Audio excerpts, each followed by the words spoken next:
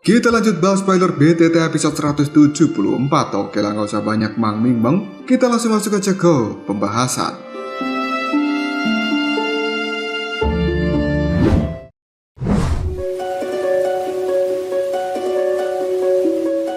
Semua orang dari suku Pinik Iblis Surgawi saling memandang setelah melihat kelompok dari Soyen pergi meninggalkan tempat ini. Tidak ada satupun dari mereka yang berani untuk berbicara dan menghentikan kelompok Soyen. Pria berambut putih dengan raut wajah penuh kemarahan, dia bertanya, "Tetua Huang, apakah kita akan membiarkan mereka pergi dengan membawa buah asal naga Phoenix?" Tetua Huang merasa tidak senang dengan pertanyaan seperti itu. Lalu dia menjawabnya, "Apa kau punya solusi? Dan apakah kau berani maju untuk mempertaruhkan hidupmu bertarung dengan orang dari suku naga Void kuno? Bahkan kita semua yang ada di tempat ini tidak memiliki kualifikasi untuk melawannya. Jika kita melakukan hal itu, kemungkinan semua orang yang ada di tempat ini akan mati dengan sia-sia."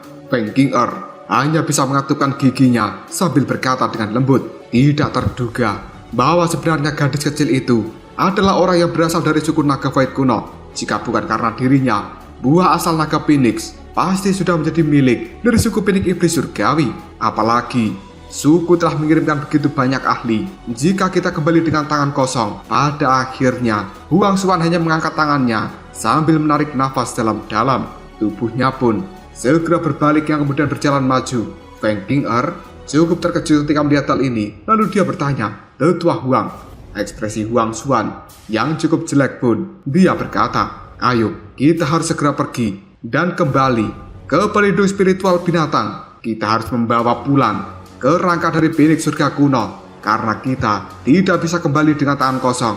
Apapun yang terjadi dengan hal-hal seperti ini, setidaknya kita bisa membuat orang-orang tua yang cerewet itu tidak mengomel lebih banyak pada kita." Mendengar ucapan dari Tetua Huang Xuan, kelompok Feng Qing'er hanya bisa menganggukkan kepala mereka yang kemudian berjalan mengikuti Tetua Huang di belakangnya. Hantu tua Seiking ketika melihat hal ini raut wajahnya juga terlihat cukup jelek. Tatapan matanya melihat pada kelompok Soyen yang telah menghilang, yang kemudian dengan nada suara yang cukup serius, Seiking pun berkata, "Soyen, tunggu saja. Kita akan segera bertemu kembali. Pada saat itu, dirimu dan juga pavilion bintang jatuh akan hancur total." Setelah mengatakan hal ini, hantu tua Seiking juga langsung bergegas menuju pintu keluar dari peninggalan kuno ini. Cerita kemudian berpindah ke puncak gunung yang berjarak 50 km dari pegunungan Tulang. Tiba-tiba saja, langit di atasnya pun berfluktuasi. Sebuah lubang hitam kini segera muncul. Kelompok dari Soyen akhirnya keluar dari dalamnya.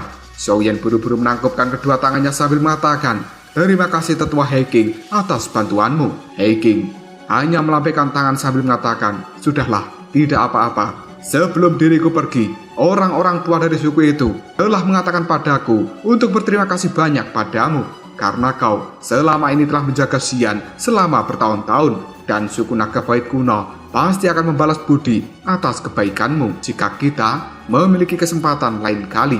Soyen pun berkata dengan nada suara yang cukup serius, "Tetua Heiking, kau terlalu sopan. Aku sudah menganggap Xian seperti adikku sendiri. Merawatnya adalah sesuatu yang menjadi kewajibanku." Heiking, tatapan matanya melirik pada Xian. Sambil menggelengkan kepalanya dia berkata, "Status dari gadis kecil ini sedikit istimewa, dan dia merupakan orang yang sangat penting bagi suku naga Void kunoku. Dan aku merasa cukup lega ketika dia pergi bersamamu ke dataran tengah dengan kondisi baik-baik saja. Hal seperti ini bisa dianggap sebagai bantuan besar untuk suku kami. Sudahlah, aku tidak ingin banyak berbicara tentang hal ini, karena aku Heiking sudah berada di tempat ini. Sekali lagi aku akan mengatakan bahwa suku naga Void kuno akan membalas budi atas kebaikanmu. Soyen, tempat ini sudah cukup jauh dari pegunungan Tulang, dan kalian semuanya hanya harus pergi menuju ke arah timur sehingga bisa meninggalkan wilayah binatang ini. Namun Xian, dia harus kembali bersamaku menuju suku naga Void kuno." Xian pun cukup terkejut. Dia mengangkat alisnya dengan raut wajah yang tidak senang. Xian berkata, "Kenapa? Kenapa aku harus kembali? Tempat itu sama sekali tidak menyenangkan." Heiking menatap Xian sambil menjawab, "Tidak ada gunanya bagimu untuk protes kali ini. Aku telah diperintahkan oleh para orang-orang tua itu, dan mereka mengatakan sudah cukup bagimu untuk berkeliaran. Kau saat ini belum menyelesaikan warisan dari naga void kuno, dan dirimu harus sesegera mungkin menyelesaikan warisan itu sebelum kau berkeliaran di dunia luar lagi. Selain itu, sekarang kau juga telah menemukan buah asal naga Phoenix. Jangan menunda waktu lagi untuk menangani hal ini. Mendengar ucapan dari Paman Heking, raut wajah Xian benar-benar tidak senang. Melihat hal itu, Heking hanya bisa tersenyum lalu mengatakan, dengan kekuatanmu saat ini kau hanya akan menjadi beban jika terus ikut di samping Xiaoyan. Dan kau bahkan tidak akan pernah tahu kapan dirimu akan benar-benar membawa masalah yang tidak terduga bagi kelompok Xiaoyan. Sesuatu seperti itu adalah hal yang tidak ingin kau lihat, bukan? Begitu kau menyelesaikan warisanmu, kekuatanmu pasti akan segera melambung tinggi. Dan pada saat itu, tidak akan ada satupun orang yang bisa menghentikan dirimu. Kau bisa datang dan juga pergi untuk mencari kelompok Xiaoyan. Bahkan saat itu, mungkin dirimu juga akan benar-benar bisa memberikan bantuan yang besar terhadap Xiaoyan. Mendengar ucapan dari Paman Heking membuat Xian cukup terkejut. Dia segera menundukkan kepalanya dan dengan putus asa, Xian mengatakan, "Baiklah Paman, kau yang menang kali ini dan aku akan kembali bersamamu."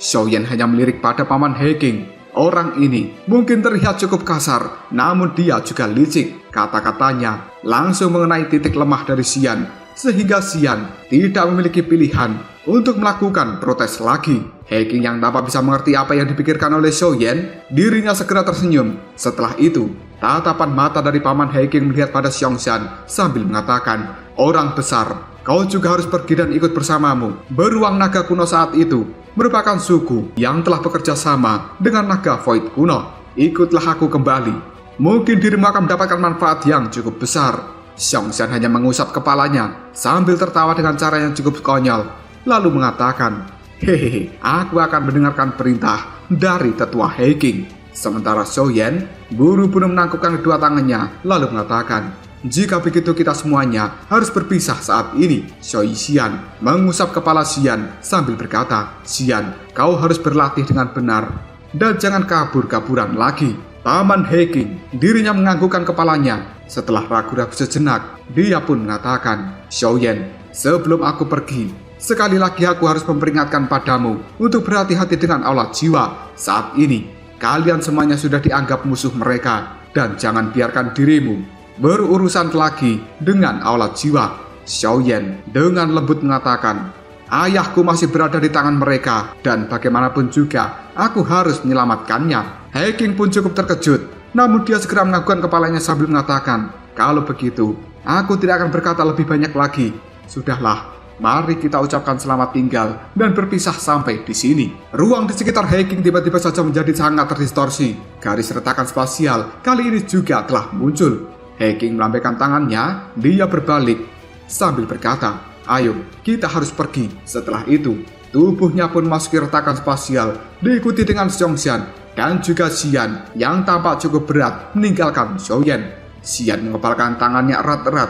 Dia pun berbalik menatap Xiaoyan, lalu berkata, "Xiaoyan, aku pasti akan menjadi lebih kuat daripada dirimu ketika aku keluar kembali.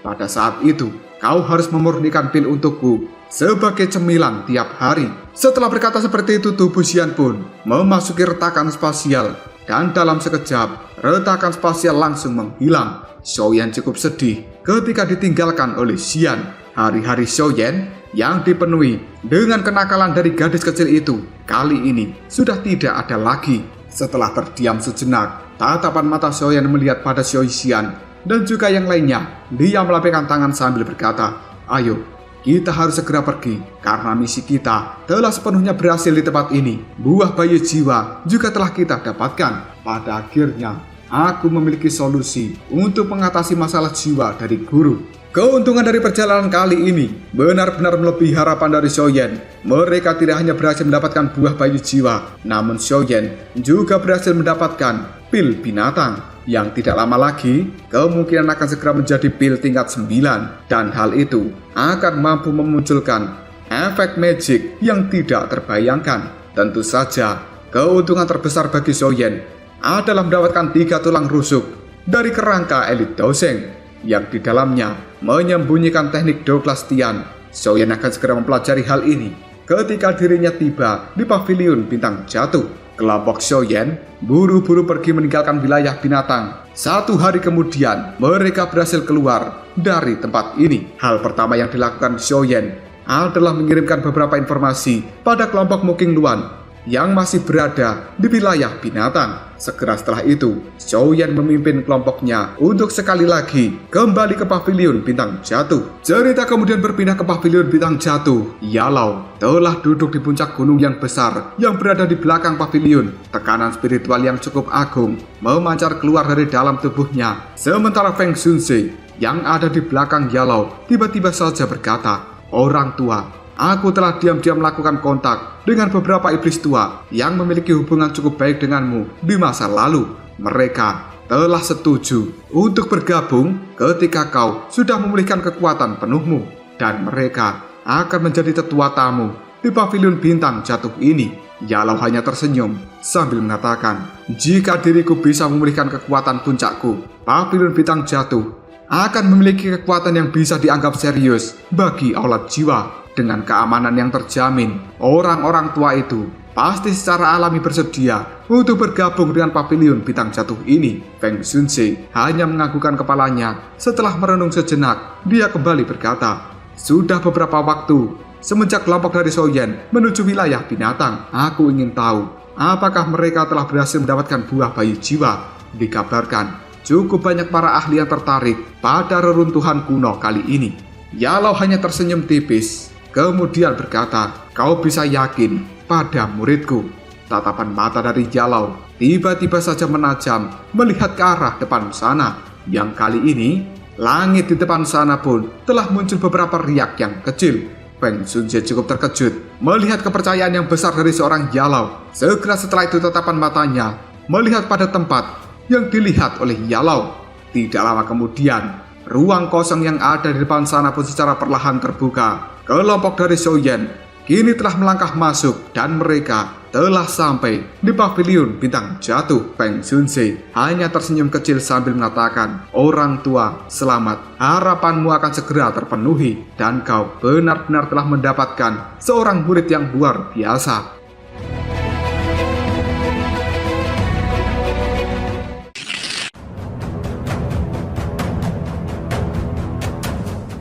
Xiaoyan yang baru saja tiba di tempat ini memandang gurunya Yalao yang duduk di atas batu besar. Dia segera menangkupkan 2 tangannya sambil berkata, "Guru, kita semuanya telah berhasil menjalankan misi ini."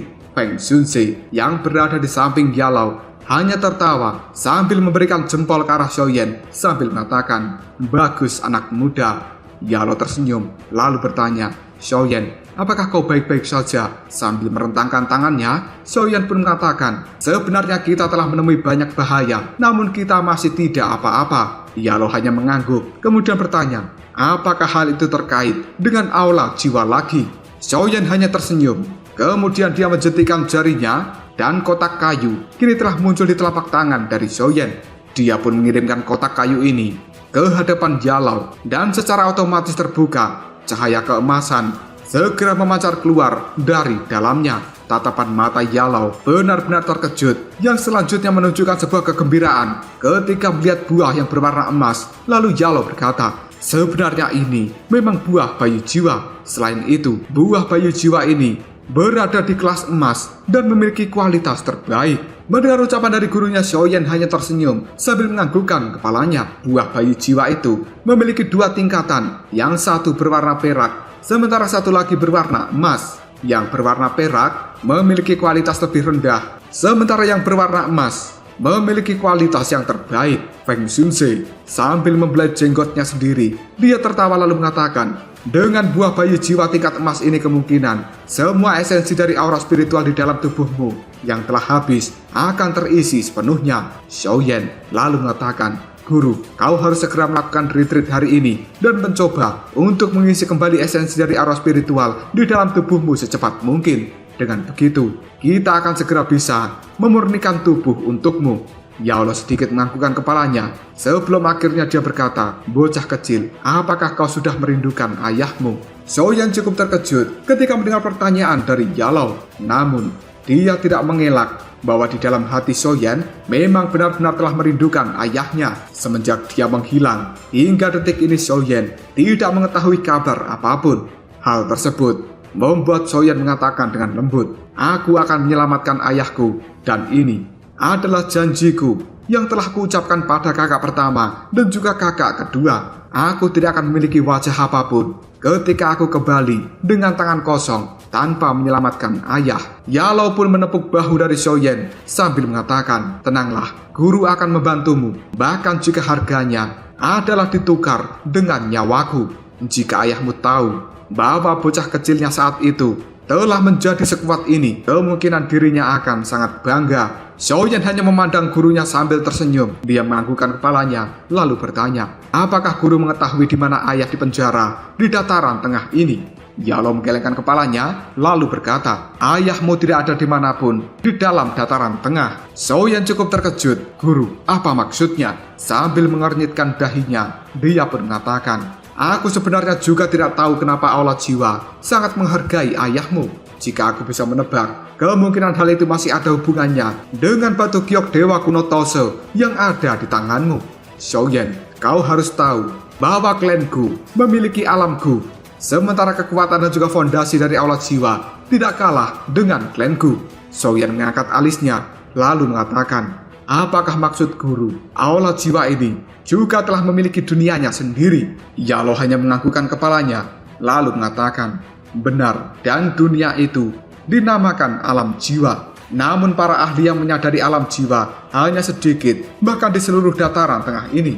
Adapun pintu masuk menuju alam jiwa tersebut, bahkan aku tidak mengetahuinya." Sambil mengepalkan tinjunya, Xiaoyan mengatakan, "Jadi ayahku selama ini telah dipenjara di dalam alam jiwa." Yalou pun menyipitkan matanya, kemudian dia mengatakan pada Xiaoyan, "Faksi Aula Jiwa itu sangat besar dan juga misterius. Berdasarkan penyelidikanku, dikabarkan bahwa Aula Jiwa memiliki nama lain sejak zaman kuno. Hal itu disebut dengan Klan Hun." Tangan Xiaoyan pun bergetar ketika memegang batu giok Dewa Kuno Tose. Lalu dirinya kini mengatakan, "Mungkinkah Klan Hun ini benar-benar klan yang berasal dari zaman kuno seperti klanku?" Yalou menggelengkan kepalanya sambil menarik napas dalam-dalam, lalu mengatakan, "Aku sebenarnya tidak terlalu yakin tentang hal ini, dan kemungkinan besar pacar kecilmu itu mengetahui faktanya lebih jauh daripada diriku." Xiaoyan hanya mengangguk sambil mengatakan, "Sun benar, dia pasti tahu." Yalou sekali lagi menepuk bahu Xiaoyan, "Aku hanya bisa memberitahumu sejauh ini. Namun, terlepas dari bagaimana hubunganmu dengan Aula Jiwa, gurumu ini akan selalu berdiri di belakangmu. Bahkan jika aku harus mempertaruhkan nyawaku sendiri demi dirimu." Xiaoyan hanya tersenyum ketika mendengar ucapan seperti itu dari gurunya. Detik berikutnya, tatapan mata Xiaoyan melihat ke arah langit, lalu berkata, "Ayah, terlepas dari seberapa kuat Aula Jiwa, aku akan datang kemudian menyelamatkanmu. Jadi tunggulah aku."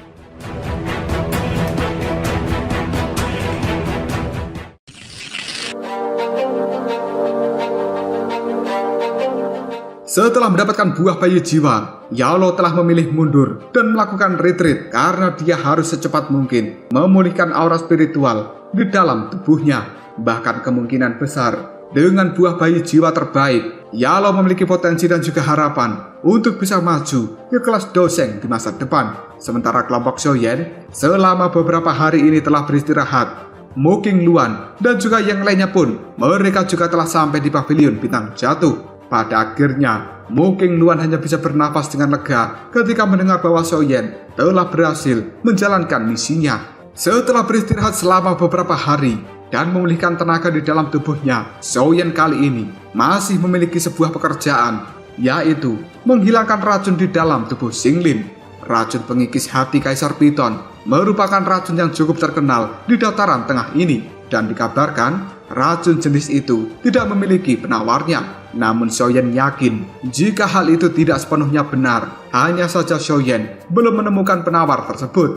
Dia pun membaca banyak buku obat-obatan yang telah ditinggalkan oleh Yalou dan juga meminjam buku racun dari Xiao Yixian untuk dipelajari. Meskipun Xiaoyan cukup pusing untuk mencari penawarnya, namun akhirnya dia telah mendapatkan beberapa metode untuk bisa menghilangkan racun tersebut. Tanpa basa-basi lagi, Xiaoyan mengajak Xinlin menuju sebuah goa yang ada di pegunungan belakang pavilion ini. Di dalam goa tersebut ada kolam kecil yang terbuat dari batu, dan di dalamnya ada air yang cukup jernih. Xiaoyan mengeluarkan bubuk dan juga cairan obat-obatan untuk langsung dituangkan pada kolam tersebut. Dalam waktu yang cukup singkat, warna dari air kolam kini telah berubah menjadi memerah. Xiaoyan sekali lagi mengeluarkan botol giok kecil yang di dalamnya mengandung zat yang cukup kaya dengan energi murni. Tiba-tiba saja kucing putih pun segera keluar dari dalam cincin penyimpanan Xiaoyan, dan raut wajahnya terlihat cukup menyesal. Xiaoyan buru-buru membelai kucing tersebut sambil mengatakan, "Percayalah, aku akan memberikanmu kompensasi setelah hal ini." Xiaoyan mengeluarkan beberapa pil tingkat tinggi yang kemudian buru-buru dimasukkan ke dalam mulut dari kucing kecil tersebut. Karena sebenarnya Xiaoyan telah mengambil sedikit darah esensi dari kucing putih.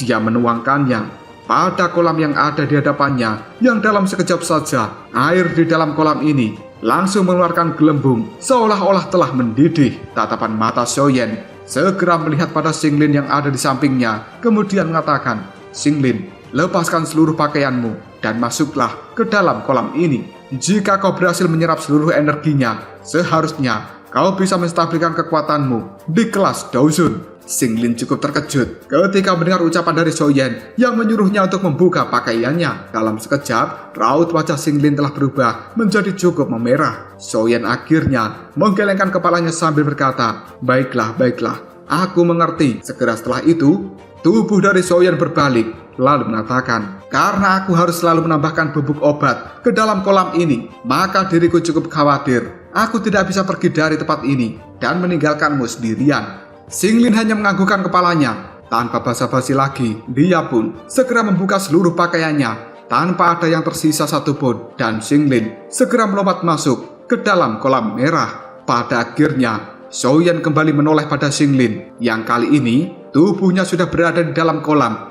hanya terlihat kepalanya saja. Kemudian Xiaoyan berkata, "Kau harus fokus dalam latihanmu dan serap seluruh kekuatan obat yang ada di dalam kolam ini." Mendengar ucapan Xiaoyan, Xinlin segera menutup kedua matanya dan dia secara perlahan telah masuk ke dalam mode pelatihan. Xiaoyan hanya tersenyum ketika melihat hal ini. Baru saja Xiaoyan berdiri, tiba-tiba saja tatapan matanya dikejutkan dengan sebuah tato yang berada di punggung mulus dari Xinlin. Tato ini tampak seperti ular piton, namun memiliki 9 kepala. Xiaoyan cukup penasaran dengan adanya tato misterius tersebut dan membuat Xiaoyan memandangi terus-menerus tato itu. Tiba-tiba saja mata di tato ular yang tadinya tertutup rapat kali ini secara perlahan telah terbuka. Hal itu membuat Xiaoyan bisa merasakan sebuah kegelisahan di dalam hatinya. Tubuh dari Xiaoyan secara refleks langsung ditarik ke belakang. Dia merasakan bahaya yang luar biasa. Hati Xiaoyan dipenuhi dengan kejutan, lalu mengatakan, kenapa sesuatu yang ganas seperti ini berada di tubuh Xinlin? Karena yang Xiaoyan lihat sebelumnya, seolah-olah tato itu telah menjadi hidup. Tatapan mata merahnya melihat pada Xiaoyan dan gambaran ular piton 9 kepala yang sangat besar telah muncul di hadapan Xiaoyan. Hal itulah yang membuat Xiaoyan terlihat cukup ketakutan. Xiaoyan akhirnya bisa menghela napas dengan lega setelah menghilangkan perasaan takut di dalam hatinya. Dia ragu-ragu sejenak dan sekali lagi tatapan mata Xiaoyan melihat pada punggung Xinlin. Pikirannya kini telah dikunci menggunakan api surgawi supaya tidak terpengaruh dengan tato tersebut. Perubahan yang tidak terduga seperti sebelumnya akhirnya tidak muncul di hadapan Xiaoyan. Hal ini membuat Xiaoyan hanya bisa mengernyitkan alisnya. Dia terus memfokuskan tatapan matanya pada tato misterius. Dan jika dilihat-lihat, sepertinya tato ini cukup besar yang menjalar di seluruh punggung dari Xinlin. Xiaoyan cukup kebingungan. Dirinya selama ini belum pernah mendengar tentang binatang ajaib dengan bentuk seperti tato yang ada di punggung Xinlin itu. Terlebih lagi, Dari auranya yang cukup ganas, sepertinya hal ini bukan binatang ajaib biasa. Xiaoyan dengan lirih dia berkata, sebenarnya apa benda ini? Bentuknya cukup aneh, bahkan piton 9 tanah dalam yang tenang tidak terlihat seperti itu.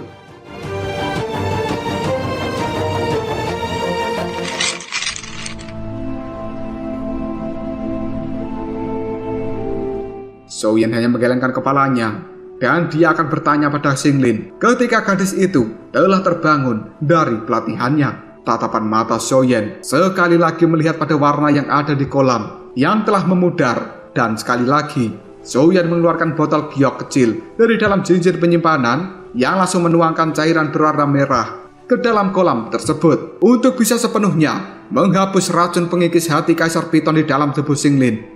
Melibatkan proses yang cukup rumit. Namun untungnya Xiaoyan merupakan alkemis yang cukup hebat. Maka dari itu dia cukup percaya bisa menghilangkan sepenuhnya racun di dalam tubuh gadis ini. 4 hari pun telah berlalu, dan selama waktu ini Xiaoyan tidak pernah pergi meninggalkan gua ini. Jumlah bahan obat-obatan yang telah dimasukkan Xiaoyan ke dalam kolam berjumlah ratusan. Energi yang cukup murni dan juga sangat menakutkan telah meresap ke dalam kolam tersebut. Bahkan hal itu telah membentuk kabut energi yang cukup kental. Raut wajah Xinglin kali ini telah berubah menjadi cukup cerah di bawah kabut energi, dan hal itu menunjukkan bahwa racun pengikis hati Kaisar Piton yang ada di dalam tubuhnya dengan cepat telah dikeluarkan. Selama 4 hari ini, Xiaoyan juga sebenarnya telah memperhatikan tato misterius yang berada di punggung dari Xinglin. Dia bisa menemukan ada peningkatan jumlah energi yang telah dituangkan ke dalam tubuh Xinglin, dan tato ular yang memiliki 9 kepala cukup misterius itu sekarang warnanya menjadi semakin jelas.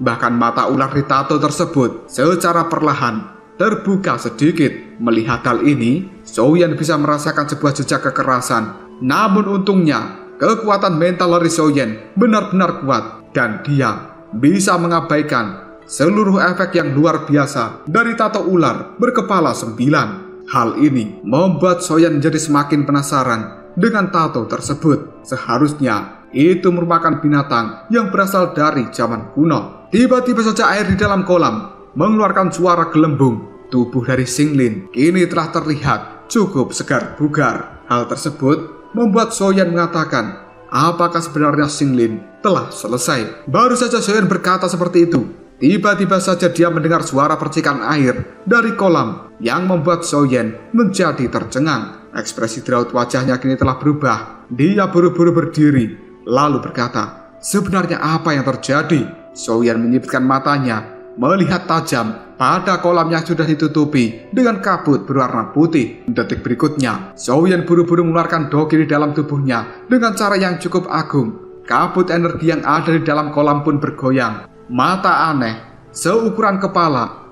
dengan 3 titik ini telah muncul dan memancarkan cahaya hijau yang luar biasa terang. Xiaoyan cukup terkejut ketika melihat hal tersebut, lalu mengatakan, mata giok 3 bunga ular hijau. Baru saja berkata seperti itu, Xiaoyan mengambil langkah untuk mundur sejauh mungkin. Baru saja dia melakukan hal itu, tiba-tiba saja ada sosok yang besar segera menerkam ke arah Xiaoyan. Yang sebenarnya hal ini adalah ular piton dengan 9 kepala.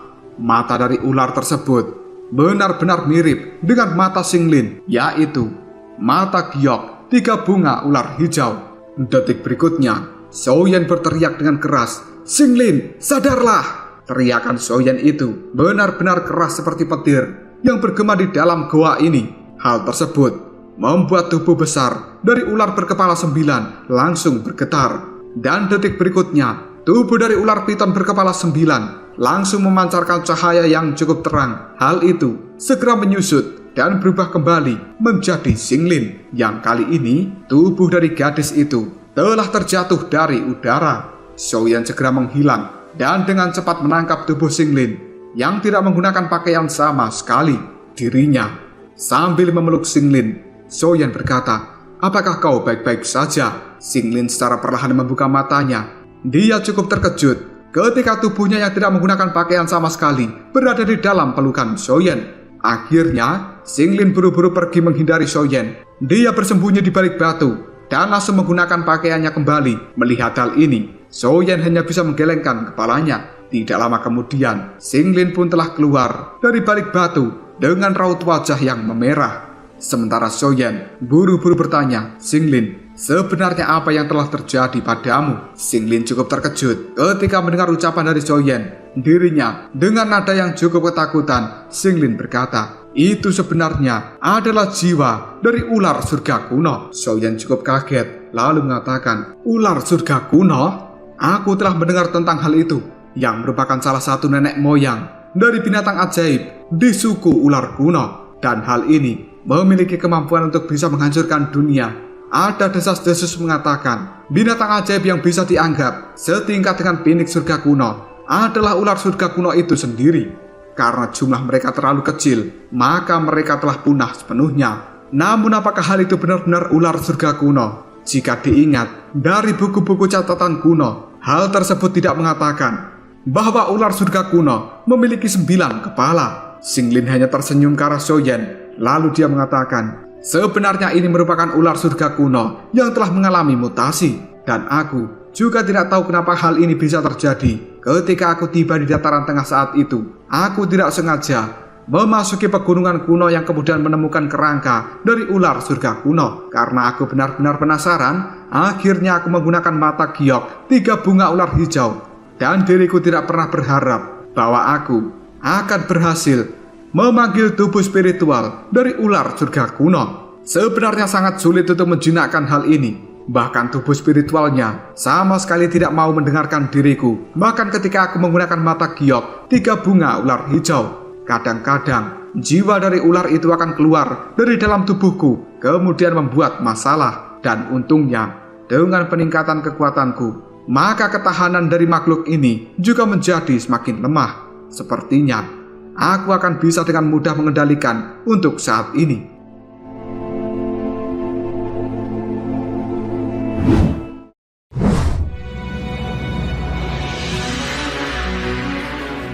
Wajah Xiaoyan cukup tertegun, lalu mengatakan, "Mengendalikan ular surga kuno yang telah mengalami mutasi.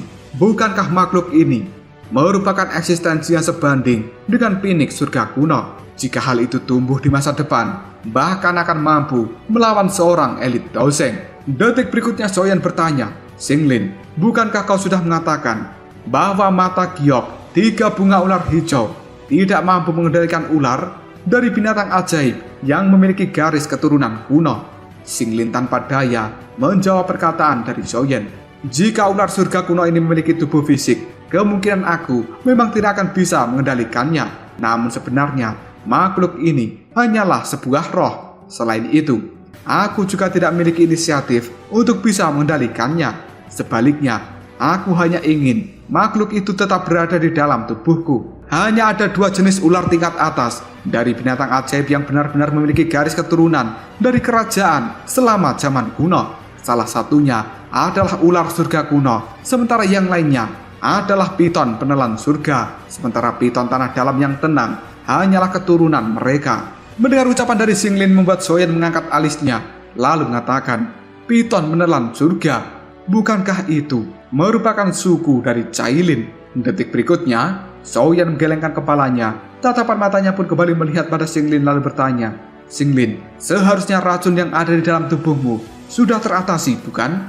Xinglin menganggukkan kepalanya. Dia tersenyum sambil mengatakan, "Benar, saat ini kekuatanku juga telah stabil di bintang 1 Daosun. Jika aku menggunakan mata giok 3 bunga ular hijau, maka efeknya memiliki 3 kali lipat dan aku akan bisa mengendalikan binatang ajaib berbentuk ular yang telah mencapai kekuatan dari Daosun bintang 4. Xiaoyan hanya menggelengkan kepalanya tanpa daya ketika mendengar ucapan dari Xinglin. Mata giok 3 bunga ular hijau memang benar-benar cukup menakutkan. Bahkan hal tersebut telah mampu digunakan oleh Xinglin untuk mengendalikan roh dari ular surga kuno yang sudah bermutasi.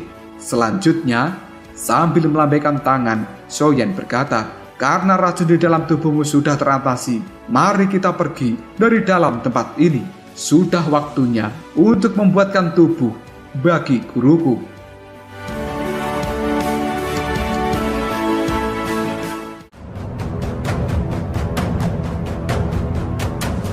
Lalu apakah yang akan terjadi selanjutnya? Mungkinkah Soyen benar-benar berhasil membuatkan tubuh dari Yalao? Dan kekuatan macam apa yang akan didapatkan Yalao ketika dia dibangkitkan kembali? Jika kalian penasaran, tunggu aja jawabannya di next video.